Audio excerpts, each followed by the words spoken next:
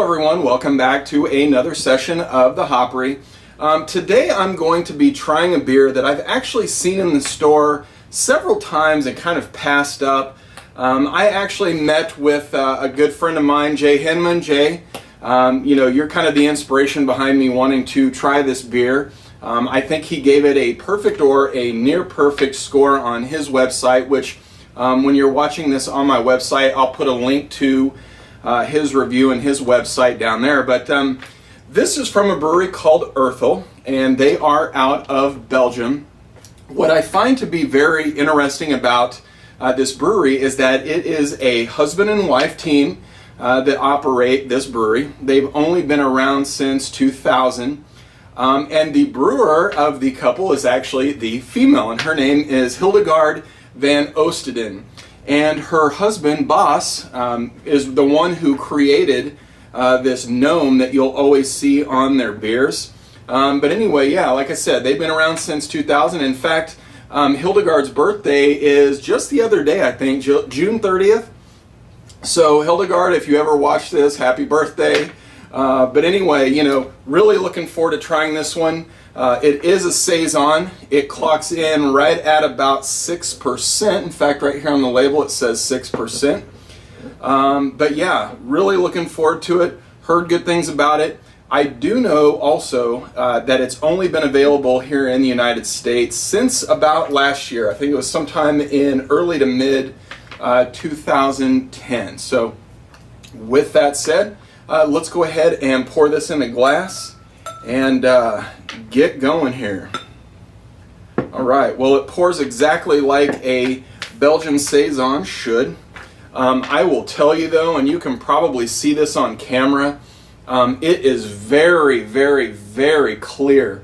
They do tell you to pour about 3/4 of the bottle in, swirl around that yeast at the bottom, which I'll do a little bit after the review, but I really like to get a good idea for color. And I'll tell you, this is very golden yellow, very pale, very clear. Giving it a nice little whirl here, you get this beautiful, frothy egg white, almost like a meringue head on top. Very tight, consistent bubbles, which is really, really nice. Overall, an absolutely beautiful looking beer. Almost looks like a warmer, nicer, more golden colored Belgian pale ale, which actually, as I say that, it says blonde special ale. So this is kind of, from what I've read, a mix between a Saison and a Belgian pale ale. So anyway, I'm going to go ahead and smell it now and get it going.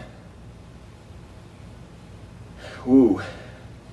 Well, that smells really nice. It's got this very, very clean aroma. So I'm definitely getting that, very traditional Belgian style yeast character up front. And they are from the Flanders region of Belgium. So they're right in the heart of all that really good Belgian yeast and, things like that. So getting a lot of that. We hear a lot about these types of beers having a bubblegum type of aroma and taste. I'm really getting that, kind of a fruity banana bubblegum out of there. Maybe just a very, very, very faint amount of funk, but not a whole lot. It's kind of like a minuscule amount of skunkiness, but that's really just that yeast that's giving it that character. So, well, anyway, I'm going to go ahead and drink it because, as always, when I smell really good beers like this, my mouth starts to water, and so let's go ahead. Cheers.